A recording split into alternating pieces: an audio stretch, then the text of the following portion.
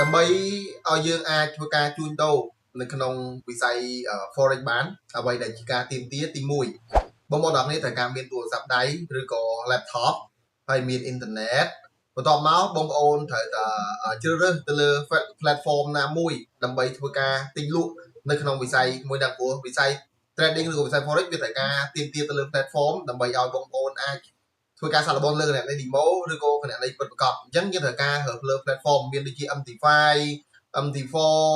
TradingView ឬក៏ GSCI Trader ក៏បានដូចគ្នាដែរអញ្ចឹងបងប្អូនត្រូវមានទៅលើ platform ហ្នឹងហើយមកបងប្អូនបើសិនជាចង់បើកទៅលើគណនី demo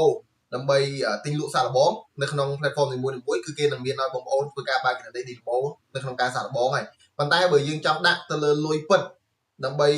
នៅក្នុងការជួញដូរទោះតែយើងតាក់ទងទៅកាន់ broker នីមួយៗហ្នឹងដើម្បីឲ្យគេអនុញ្ញាតទៅលើការបើកគណនីឲ្យយើងនៅក្នុងការជួញដូរអញ្ចឹងនិយាយជារួមមកដើម្បីអាចជួញដូរនៅក្នុងវិស័យ forex ឬក៏វិស័យ trading ហ្នឹងយើងត្រូវតែមានទូរស័ព្ទដៃឬក៏ laptop មានអ៊ីនធឺណិតហើយយើងទៅជ្រើសរើស platform ណាមួយដើម្បីធ្វើការទិញលក់ទៅបងប្អូនអាចធ្វើការជួញដូរក្នុងវិស័យ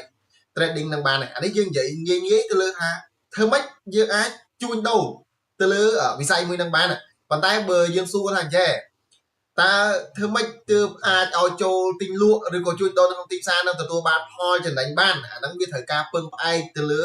ច្រើនកត្តាឬក៏ច្រើនចំណុចបន្ថែមទៀតដូចជាកត្តាចំណេះដឹង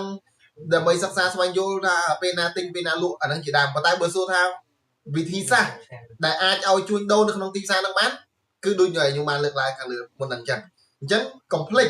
រឿងចុងក្រោយគឺ subscribe ឬក៏ follow Rian Trade ដើម្បីទទួលបានចំណេះដឹងនៅក្នុងការ trading បន្ថែមទៀត